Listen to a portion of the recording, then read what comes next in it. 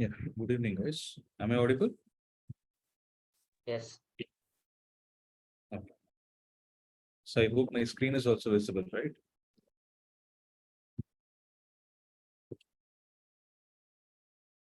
Yes or no?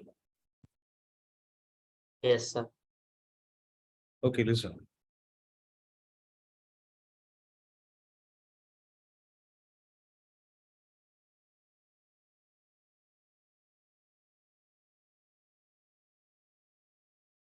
So last class, we discussed about the different types of semiconductors, right? So we were discussing the concepts of semiconductors and we saw the introduction to it, right? In which one of the conductors I would have spoken about is an intrinsic semiconductor. And we know that intrinsic semiconductors are not good conductors of electricity in room temperature, right? They are not very great conductors. So we need to do some changes to the material to make sure that the conductivity is increased. So what do you mean by an intrinsic semiconductor? Intrinsic semiconductor means a pure form of semiconductor. So if you take the pure form of any substance and try to measure the conductivity of it, it's not going to be high. So we will be taking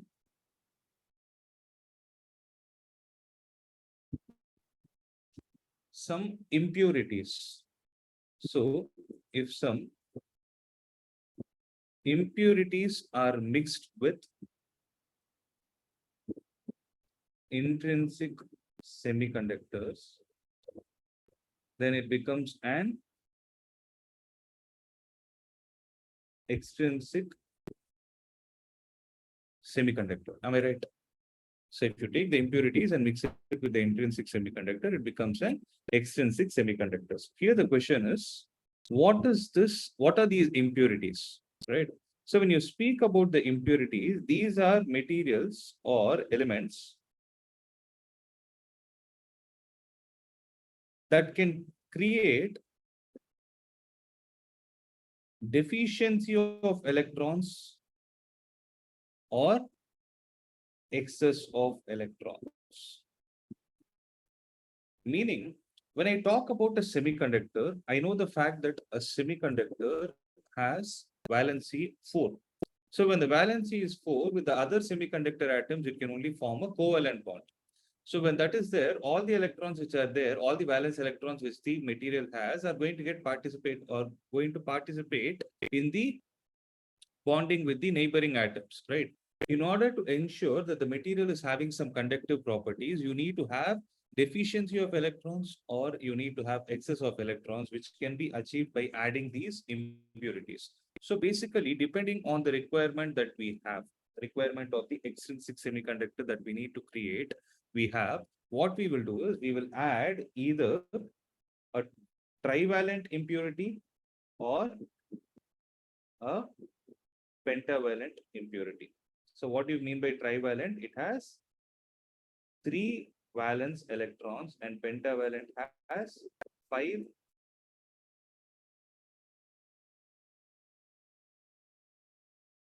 pentavalent has 5 valence electrons. Right. Now, let us see what exactly happens with this addition of elements with 3 valence electrons or 5 valence electrons. So if you see, basically, extrinsic semiconductors are classified into 2 types. One is called as N type and the second is called as the P type. So you can remember it like this. N type means it is more negative, means it has excess amount of electron, and P type is like P actually doesn't stand for positive. Just for the remembering purpose, you can say P is positive, means it has excess amount of holes. Right. So when you take an N type semiconductor, by adding a pentavalent impurity, right? By adding a pentavalent impurity such as arsenic, right? To a pure semiconductor crystal, we can generate an N-type semiconductor. Okay. So when you develop this N-type semiconductor, it is going to look something like this. If I take arsenic, it is going to have 4 electrons surrounding it. Now, among these 4 electrons, one of the electrons will participate with the neighboring germanium atom, and the second one will participate with the second germanium, third one with the third germanium, and the fourth one with the fourth germanium. And what is going to happen in this scenario is you are going to left with one excess electron, because arsenic has 5 electrons, out of which 4 are participated in the bonding. And this one electron is what is going to be responsible for the conductivity of this particular semiconductor. Okay, are you able to understand? So what will happen is the 4 valence electrons of arsenic will participate in the covalent bonding with the neighboring germanium atoms, and the fifth one will be left free. And this fifth electron is actually, we can say it is loosely bound.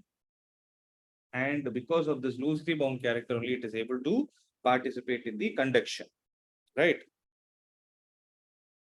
So I can say this loosely bound electron can move around freely,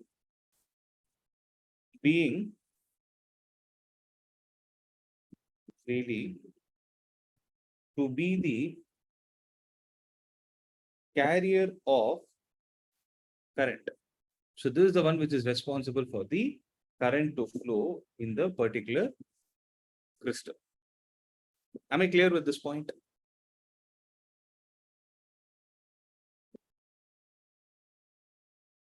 Yes.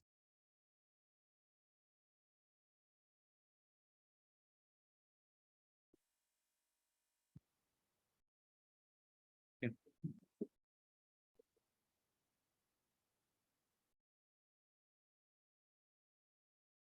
So I lost what I wrote actually.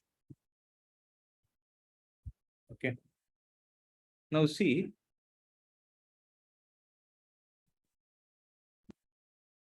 if I draw, if you see, if I draw an energy band diagram where energy is taken here, you have the valence band and you have the conduction band.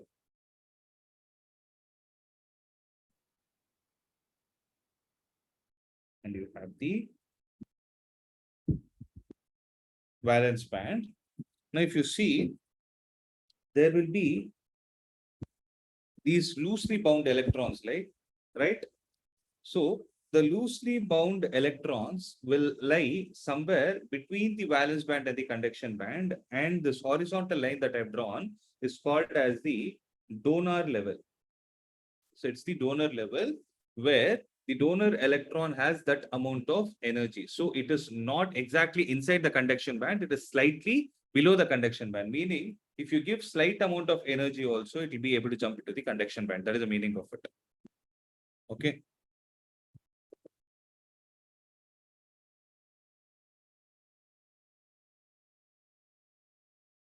Similarly, the arsenic is there, no? It is the one which is donating an electron.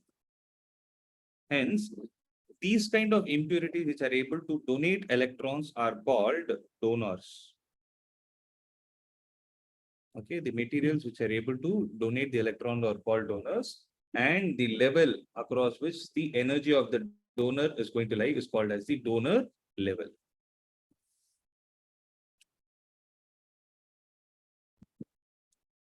Clear? So this is how an N-type semiconductor is formed. So basically, an N-type semiconductor has excess of electrons. That is the meaning.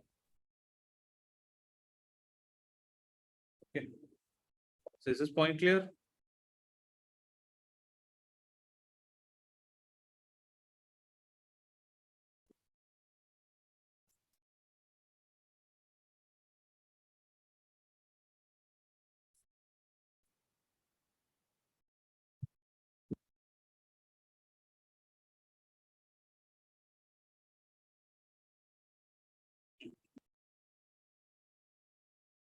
Right. So this brings to the next important discussion. Like when you take an intrinsic semiconductor, we discussed that the number of electrons is equal to the number of holes. Whereas when you talk about an extrinsic n-type semiconductor, the number of electrons will be greater than the number of holes. Okay, where electrons are going to be majority charge carriers. But since you're talking about a semiconductor here, there is a possibility of you having holes also. But here, what will holes do is they are minority charge carriers. Okay. So both are charge carriers, but in the case of an n-type semiconductor, electrons are majority charge carriers and holes are minority charge carriers. Clear? So if I just flip the story, that is, if I take a p-type semiconductor, then it has deficiency of electrons. Means if I need to create a deficiency in the number of electrons that are available for bonding, what I need to do is I need to take a trivalent impurity and mix it with an intrinsic semiconductor. So as soon as I do this, right, as soon as I do this, you will have something like this. For example, if I take boron, boron has 3 valence electrons, of which one will participate with one of the germanium atoms, the other with the other, and the third with the third. So there is another germanium atom which is going to be there, which does not have an electron to pair with, right? So here what you're going to have is a hole, right? So when you add a trivalent impurity to an intrinsic semiconductor, it is going to give you excess amount of holes, or I can rather say deficiency of electrons, right?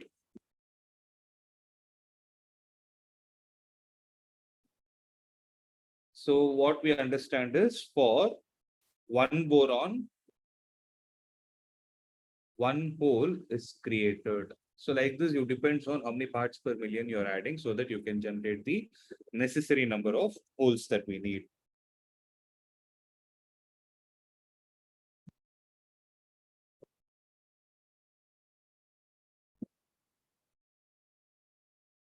Okay. Similarly, when you talk about these holes have the tendency to accept electrons, right? So holes are actually called as acceptors because I already explained how a hole current actually travels. So here there is a hole. From the neighboring atom, there will be one electron that will come out and it will get recombined with this hole so that the hole will get shifted from the first position to the second position. Means, let us say there is a hole here, there is an electron here, the electron comes and fills this hole, so creating a hole here. Similarly, for this hole, there is an electron here, the electron jumps from the neighboring atom to the hole to recombine, so that leaving a hole there. So this is how the whole process will get continued. Okay.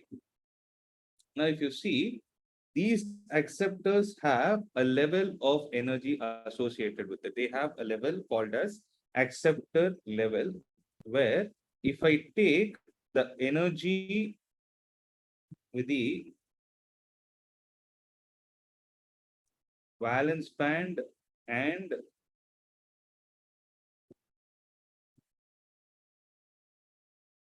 conduction band here,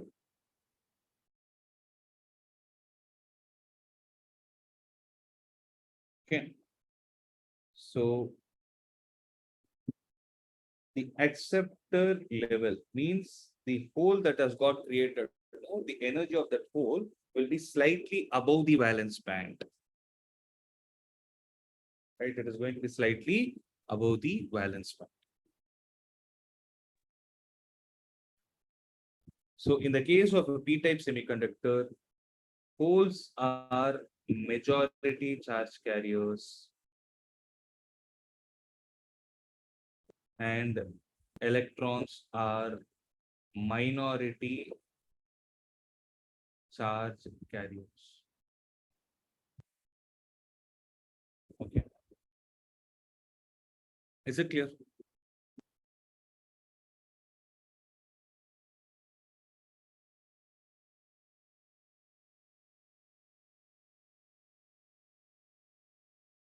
Fine. So the next part we are going to discuss is a very, very important one. I'm sure you would have learned this, or you would have at least heard this while you're writing your record book, right? You have something called as a VI characteristic of PN junction diode, right? It's a part of practicals. So the next topic that we are going to discuss is called as the PN junction diode. So as the name suggests, here P comes from the P-type semiconductor, N comes from the N-type semiconductor. And you have something called as a junction. Junction is something which is separating P-type and N-type. It's a boundary, right? Diode, as the name suggests, it is going to have two polarities. Now, if you see, one of the important points to be noted here is many people think that you take a P-type semiconductor, you take an M-type semiconductor and combine both. I repeat, you take a P-type and N-type and combine both, you're going to get a PN junction diode, but that's not the fact. So for you to have a PN junction diode, you will not have two semiconductor crystals, that is P-type and semiconductor. Rather, you will have only a single crystal. If I take a single crystal of a semiconductor in such a way that one half of the side I will dope with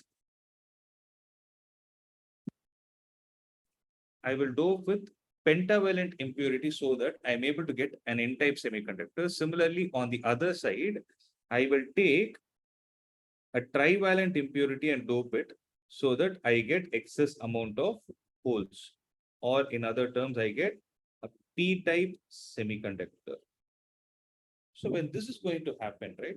And remember, everything is happening in a single crystal.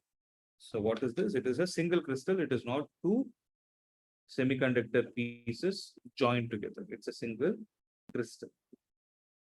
Now, when this is going to be the scenario, if you observe, P-type has high concentration of holes and N-type has high concentration of electrons. So what is a natural process that is going to happen when you have a positive charge and negative charge kept closer to each other? There will be a process of recombination taking place. So the process is recombination. What is the meaning of recombination? I have a positive charge, negative charge. They will try to recombine to become neutral, right? But for them to recombine, they need to start moving, right? They need to start moving. When this recombination is taking place through a process of diffusion, right? So if there is a recombination process taking place due to diffusion, means the natural flow of these charges, then there is a junction that is going to get formed. That is what we are going to discuss now. Okay, listen to this carefully, right?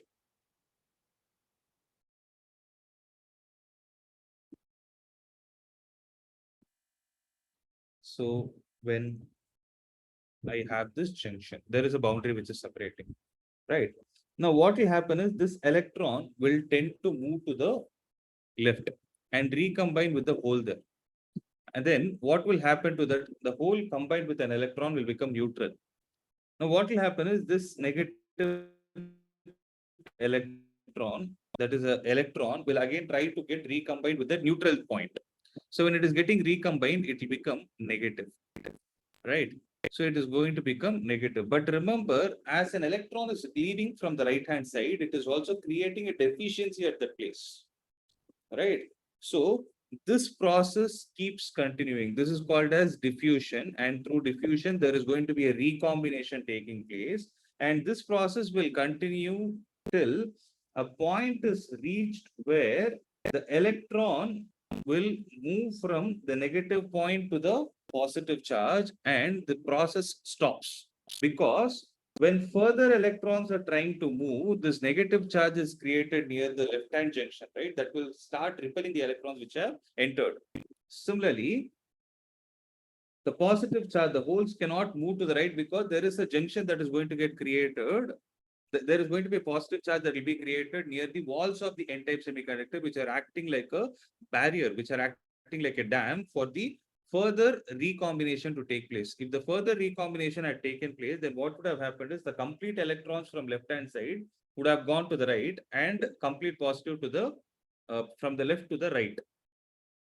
When this has happened, the only thing that would have been achieved is N type would have gone this side and P type would have gone to the right. There is nothing we are going to achieve out of it. We need to make use of this device in some practical purpose. So for that, what will happen is every process that I discuss now is going to take place naturally. Naturally, this diffusion is going to take place, and this further blockage is created due to a region called as depletion region. So if you see the depletion region, if you try to zoom and see, near the N-type semiconductor, there is a positive charge that is getting created, and near the P-type semiconductor, there is a negative charge that is getting created. As a result of which, can I say there will be an electric field that will get generated from the positive to the negative terminal? We know that the electric field is from the higher to the lower potential. And this electric field has to be broken for this material to become conductive, about which we will discuss later. So there will be an electric field created, and due to what? Due to the potential difference that is being created near the boundaries of the N type and the P type. And this boundary is given a name called as potential barrier. So inside a depletion region, you have a potential barrier. The meaning why we call it as potential barrier is because we need to overcome this potential that is already existing within the PN junction diode naturally to be either broken or increased so that the material can either behave like a conductor or an insulator, about which I will discuss in the next topic. Right. So in this topic, the points that you need to make a notice, the PN junction diode is formed by you taking a single crystal and doping one of the sides with an N-type semiconductor and the other side with a P-type semiconductor. Secondly, through the process of diffusion, there will be a recombination of electrons and holes taking place on either side, such that at one point there is a barrier created where there will be some amount of negative charge existing on the right of the P type, and there will be some amount of positive charge existing on the left of N type, which will act like a barrier to barrier for the further flow of charges. And that region, which is acting like a barrier, is called as the depletion region. And this concept of potential barrier is also known. So if you look at the value of potential barrier, it is going to be 0.7 volt for silicon and 0.3 volt for germanium. These are the values you can make a note of.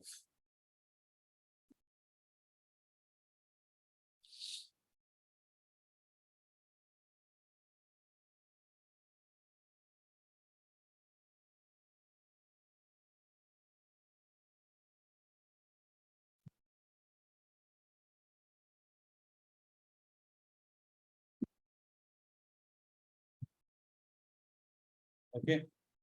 Next is the distance that is existing from one side of the barrier to the other side is called as the width of the depletion region. And the width of the depletion region purely depends on the nature of the material that we are going to use. Okay. So this is all about the formation of a PN junction diode. With this knowledge, we are ready to understand a concept called as forward biased and reverse biased PN junction diode. So listen to this carefully.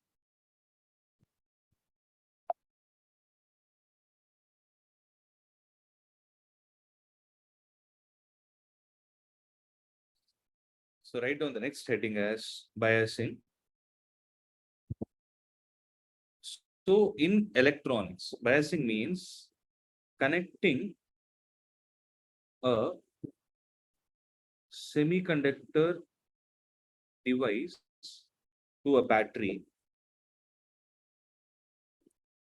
through a resistor. Connecting a semiconductor device to a battery through a resistor is what is called as biasing. Okay. Now, the next point that we are supposed to know is symbol of PN junction diode. When you look at the symbol of a PN junction diode, it is a triangle like this with a line in this way, where the broader side of the triangle is going to be P type and the vertex is going to be the N type. Right? So if you take this diode, right, and connect it across a potential source through a resistor like this, then this PN junction diode is said to be biased. The PN junction diode is said to be biased.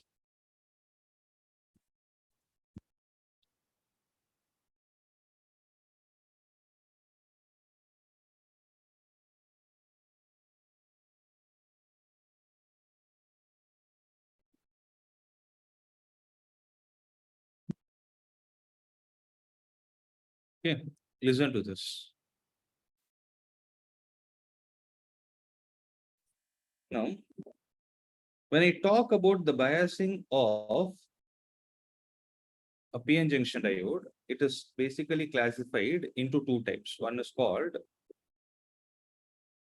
forward and the second is called reverse. Right? So when you take a PN junction diode like this,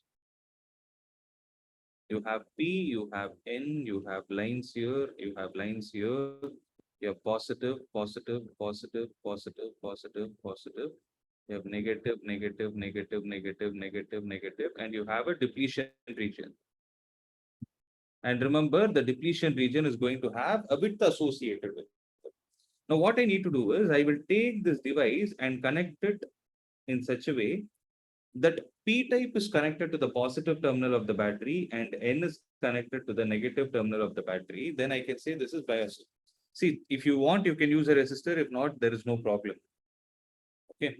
So generally, resistors are used only to control the amount of current flowing through the semiconductor device. So as of now, since we are seeing it theoretically, we understood, we have it in mind that there is a resistor existing.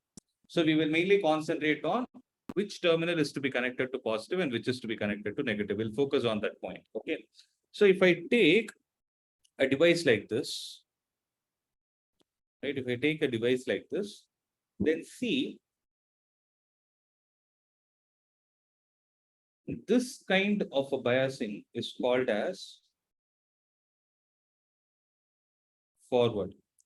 The reason being, when we discussed about the PN junction diode, remember that N type was at higher potential and P type was at lower potential. Within the depletion region, near the N type, it had more amount of positive charge and P type had less amount of negative charge. As a result of it, there is an electric field created from the right to the left.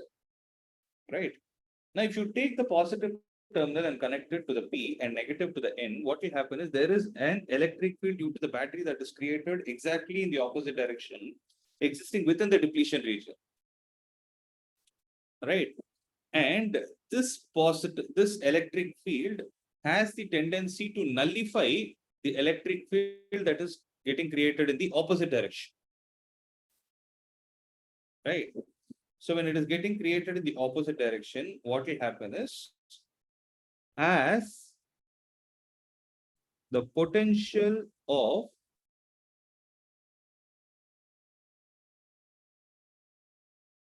battery connected is increased,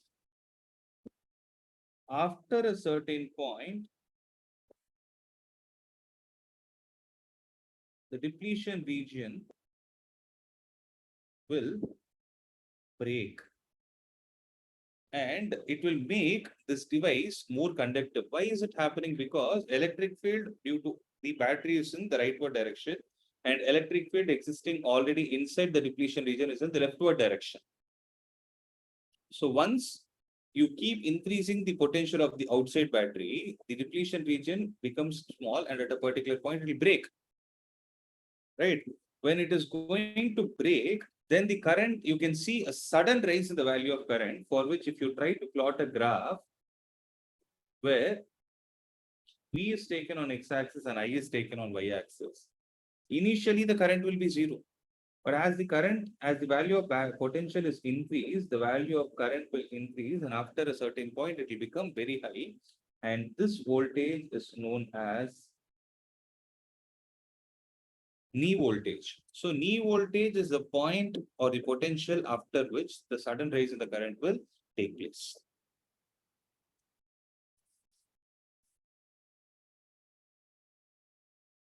Okay.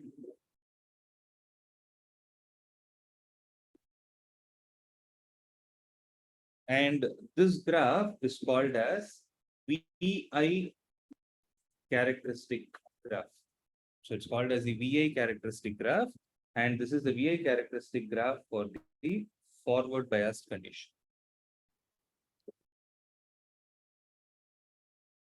Is it clear?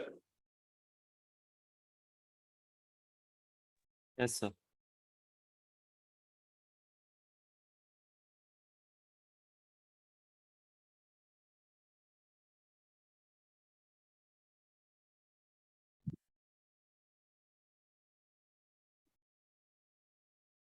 Okay. The next one is exactly the opposite of this.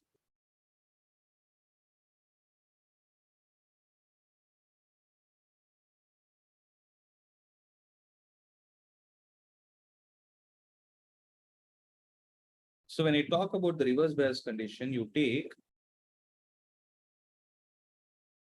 the p-type semiconductor and n-type semiconductor in such a way, if P is connected to the negative of an external battery and N is connected to the positive of an external battery, this kind of a biasing is called as reverse biasing. And why is it called reverse biasing? Is the logic is very simple again. If I take a p-type and n-type semiconductor, there is a depletion region which has a width associated with it. If the P is connected to the negative, right? There is already an electric field existing inside the depletion region from the junction of n-type to the junction of p-type. Now, due to the external field that you are adding, due to the battery that you're adding, the external field will also create an the battery will also create an electric field in the leftward direction. As a result of which, what will happen?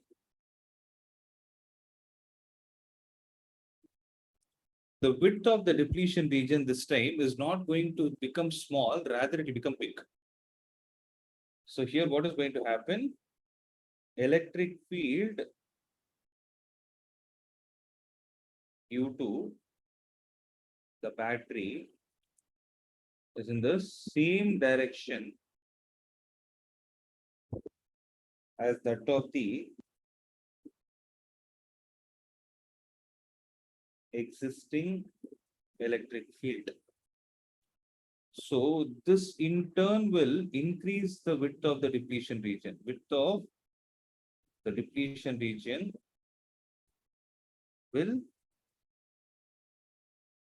increase. So width of the depletion region will increase, and after a certain point, what will happen is the width cannot continuously increase. There will be a particular point after which the junction will break. There is a particular point after which the junction will break. So when this junction is going to get broken, right?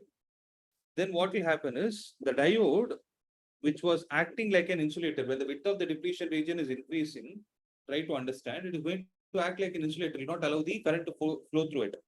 But once the junction breaks, right, the diode will start behaving like a conductor. But the unfortunate thing is, though it is going to act like a conductor, here the conductivity is not taking place due to the majority charge carriers, but the conductivity is taking place due to the minority charge carriers. Okay. And so are you able to understand? So as you keep increasing the external voltage, the width of the depletion region will increase.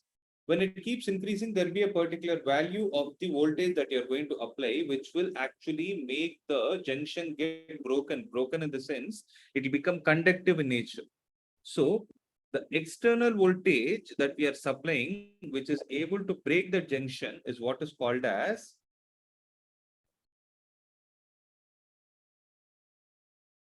breakdown voltage. So what do you mean by breakdown voltage? Breakdown voltage is that voltage which converts insulator to a conductor. So when insulator is converted into a conductor, you call it as a breakdown voltage. Now, if you see, when you plot the graph of current versus potential, you can see that the value of potential is almost going to be 0. And after a particular point, there'll be a sudden rise in the value in the reverse bias characteristic. So that is why I'll write it as VR and IR. VR is the reverse potential, IR is the reverse current. So the voltage at which the insulator is getting converted to a conductor is what is called as breakdown voltage. This voltage is called as the breakdown voltage. Okay. Similarly, in the previous case, we called it as knee voltage, where I'll call this as VF and IF, and make a note of this point. Generally, the forward current will be in terms of milliampere, whereas forward current will be in terms of milliampere, whereas and voltage will be in V, whereas the reverse voltage will be in V only, but the reverse current will be in terms of microampere.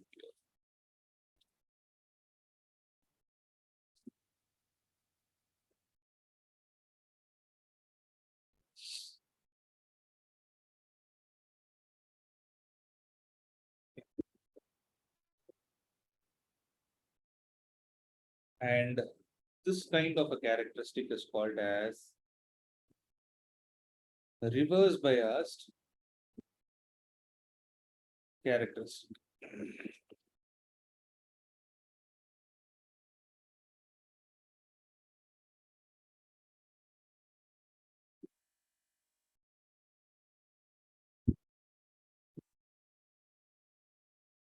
Okay.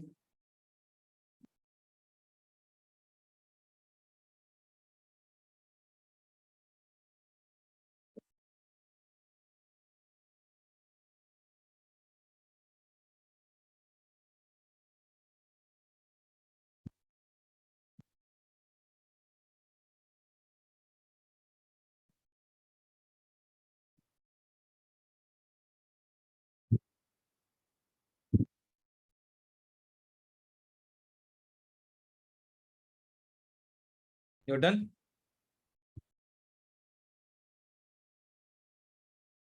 So the last concept of this chapter is a rectifier. So the application of a PN junction diode. So PN junction diode as a rectifier. Okay. So first, let's try to understand what a rectifier is. So let's say you have your mobile phone.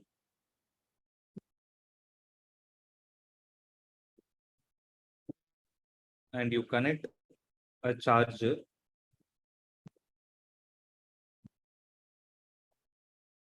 right? So when the charger is plugged in, it is connected to AC mains. Means the input you're going to get is an AC voltage. But if you see a mobile phone, a battery of a mobile phone requires only DC to be used, right? When it needs only DC to be used, what should happen? Then this AC has to get converted to this DC, right? So process where AC is converted to DC is called rectification. It's called as rectification. And the device used for rectification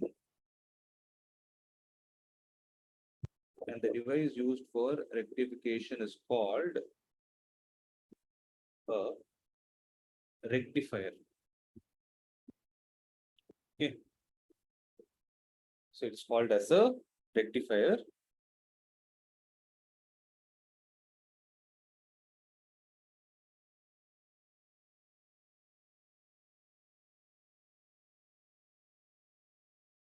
Okay. So here we will see two types of rectifier. One is called as a half wave rectifier, right?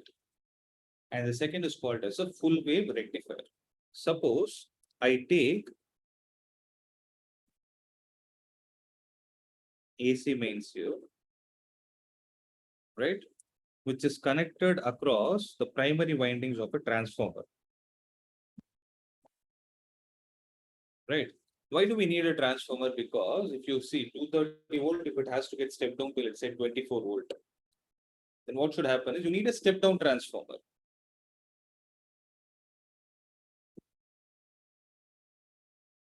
So I have, let's say, a diode like this. And this diode is connected across the load resistance in this way, so that from this load resistance, you're going to get the DC voltage output. Okay, here I will call it as S1, S2, and this is going to be the diode.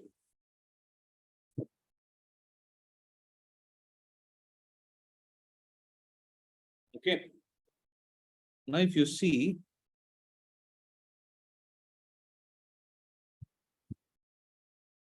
when I give the input voltage in this manner, I have a positive cycle, negative cycle, right? When the input voltage is given in this manner, let us see what happens during the output process. So this is V, this is also V.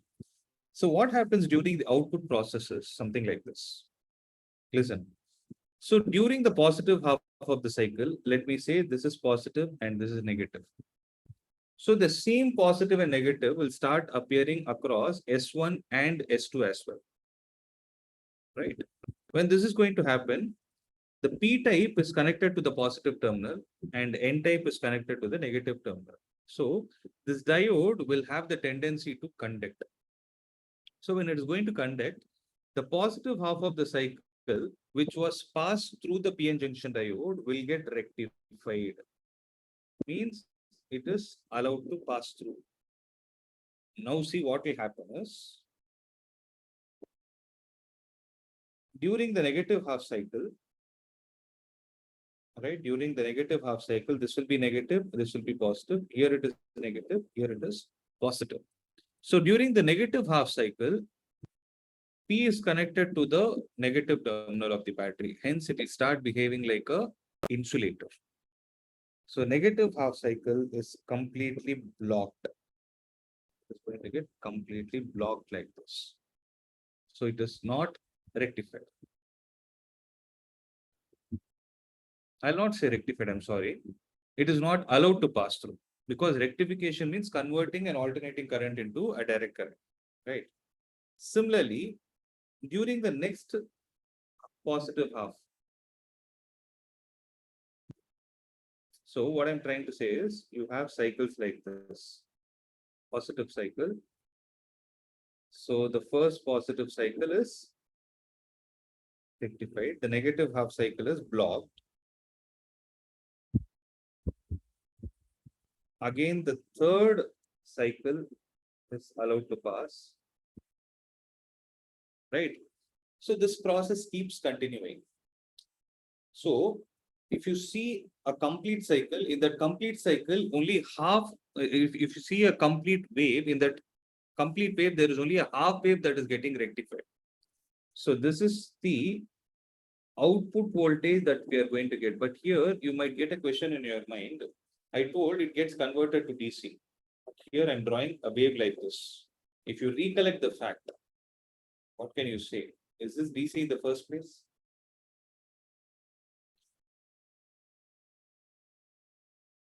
Is this DC? The answer is yes, because direct currents are unidirectional in nature. So this is a unidirectional current, and unidirectional current is going to be called as a DC, but this DC is called as fluctuating DC. So this is a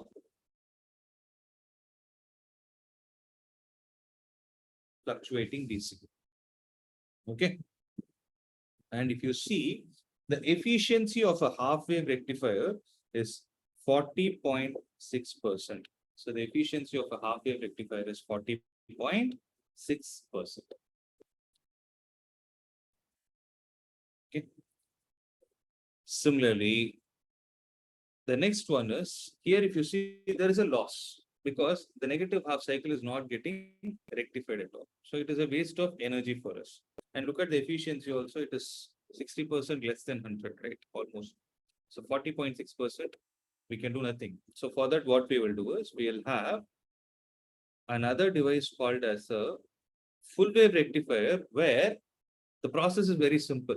Instead of having one diode, you're going to have two diodes. That's it. So if I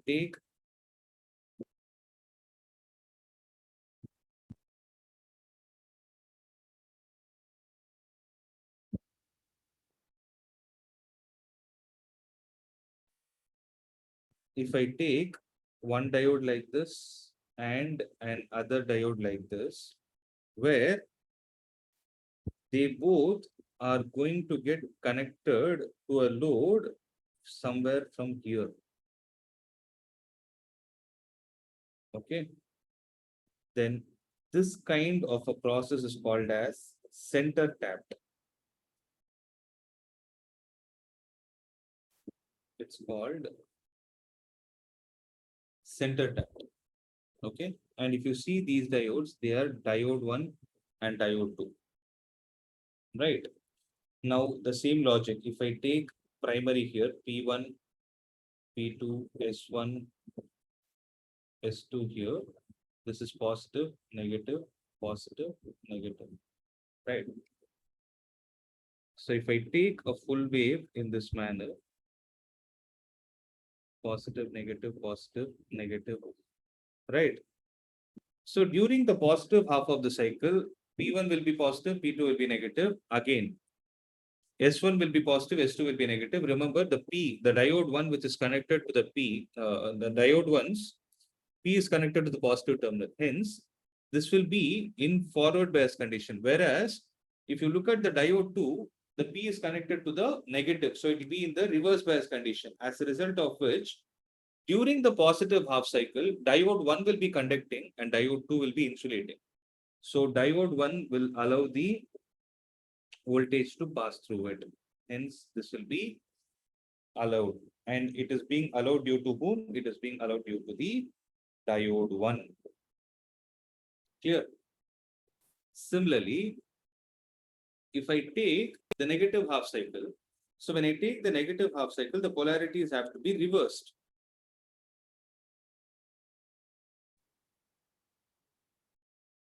So negative, positive, negative, positive. Now what is going to happen?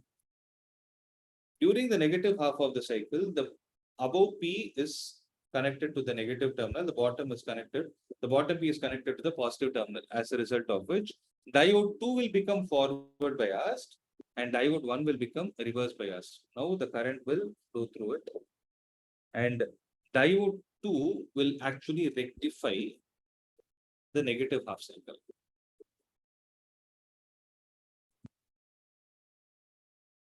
Okay. Similarly, if you take the third cycle, that should be rectified by diode 1. If you take the fourth cycle, again that will be rectified by diode 2. And the process keeps continuing like this. Now, if you see, the positive and the negative cycle both have got rectified. So we can say that the full wave itself is rectified. Hence, it is called as a full wave rectifier. And here the efficiency is almost double, 80.4%. Okay.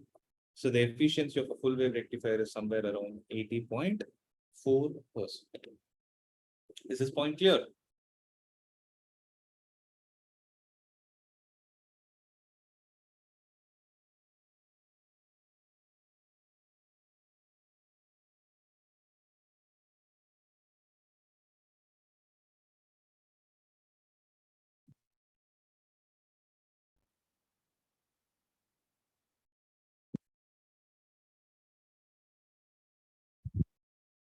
And with this, we are done.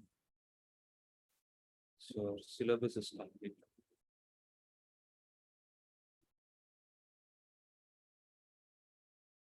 Okay. So with this, we are done with your syllabus. And now it is time for us to go for the revision and the tests. Okay. So is there any doubt that you have?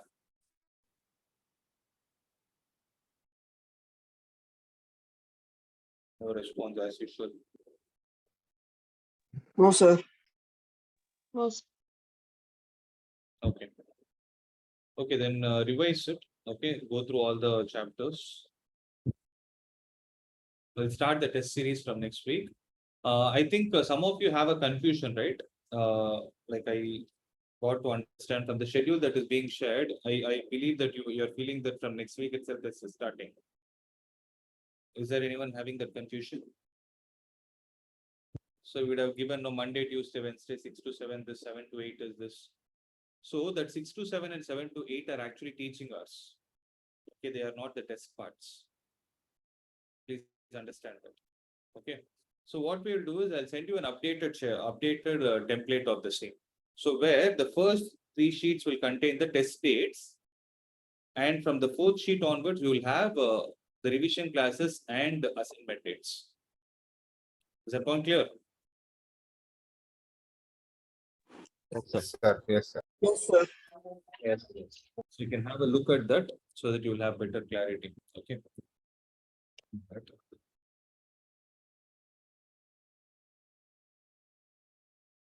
Okay.